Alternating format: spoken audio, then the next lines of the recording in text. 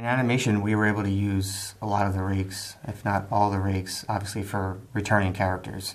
There were quite a bit of new characters that we had as well, so they all needed, obviously, to be created from scratch. But as far as the states of the rigs, they were in pretty good shape coming into pre-production. We just had to, kind of open them up and see where we could maybe improve on them from the previous film. But no major changes were made to them, so that was good as far as saving time on the rigs. And as far as the character development, the character of Blue, his arc kind of changes. I mean, he comes to an end of the first Rio where he was afraid of flying, or he couldn't fly. So he still is the same Blue from that film, but he's to overcome that obstacle.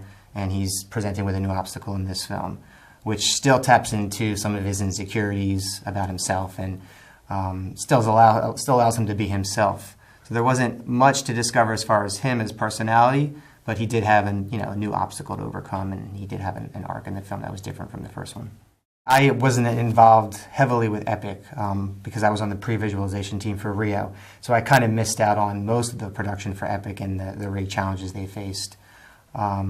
But I know a big advancement they made on the characters for Epic was that the rig speeds were a lot faster. So even though we had to work with the similar rigs from the first Rio, which predated that change in technology, I think we were still able to use some of the methods that they had used on the Epic rigs in the development and the kind of refreshing of the Rio 2 rigs and in the new rigs that were created to kind of help the rig speed as far as animation goes.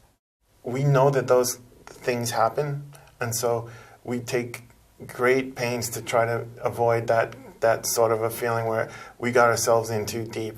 And it's something that I'm really aware of, and the team that I work with a lot, we're very aware of that sort of thing.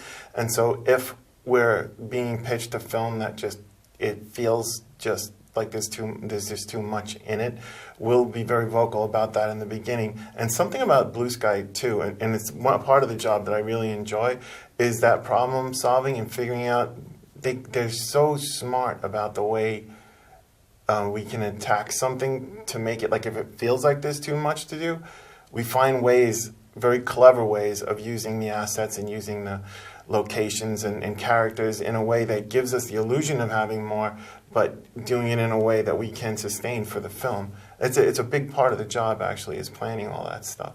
So rather than letting it get to the point where we're like, often you do feel like we had a lot to do. A lot of it is like that, but we really do take a lot of steps to make sure that it's not something that we can't get past, There's a tremendous amount of planning that goes into it. I don't really think that we were too in over our heads with anything. There wasn't really a moment where I was like, oh no, what are we going to do with this? How are we going to attack that? Like Tom said, there's a lot of creative and problem-solving people at the studio, and when we were exploring, some of the challenge we would have when we would be exploring a new character and how we wanted to move, like Gabby, who's like the little pink frog in the film, and what type of animation, we wanted her to be identified with, what her poses were, how she was going to be such a small character amongst so many big characters, so how to make her performance stand out. There was also a sequence that I had kind of helped tackle as far as animation choreography for a dance sequence, which turned out there was a slight moment of that for me where I was like, oh no, like how am I going to animate 160 birds in this shot? I think I wound up with like 20-some layers of different files to make up this one shot for this dancing sequence of birds. But it was fun. It was a challenge, but I think within those challenges, everybody's experience and their drive for making the best product, and the best film they can make really comes out. And you just give it that extra 10% and push through it. And yeah, then there is a moment where you see it and you're like, okay, I've gotten a little bit over the hump. I see where this is going. I did it in a timely manner, so it's not like we're behind schedule-wise. And then you just pass it on to the next department, and know that it's going to turn out great.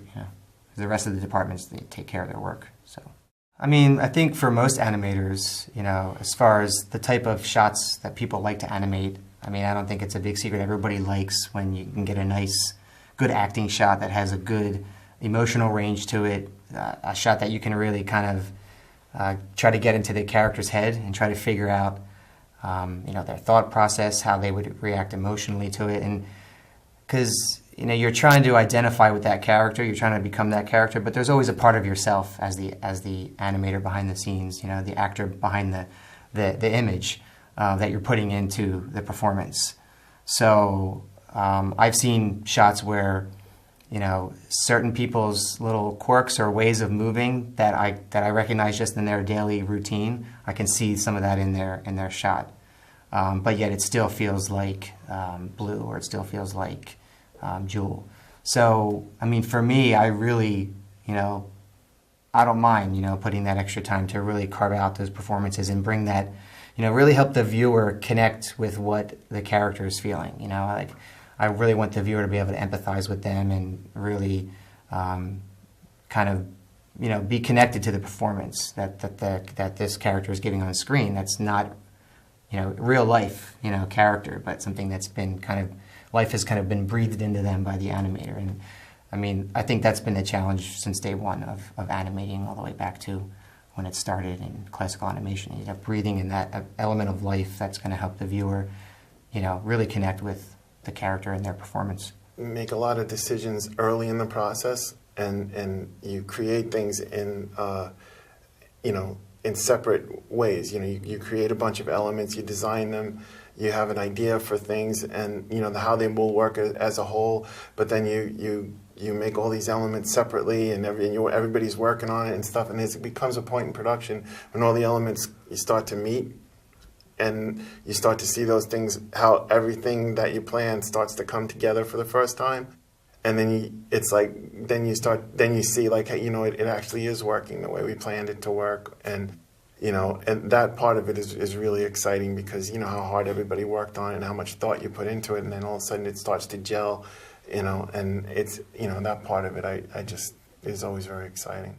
It's great. It's interesting. It's great meeting people and a lot of the students that we've met, and the enthusiasm and the passion for things, and we've had a great experience so far. This is my first time at FMX, first time in Germany and Europe for that matter. So just the 8-hour flight over, was a big, time changer for me. So it took a little bit time getting used to the shift in schedule, but it has been great. It's been great to see all the efforts and the people associated with this conference, and how big it's grown and how big it really is, and the talent that's here. That's not only the talent from the industry, but the young talent that comes in to try to, just get into the industry, and just land their first job. It's been exciting.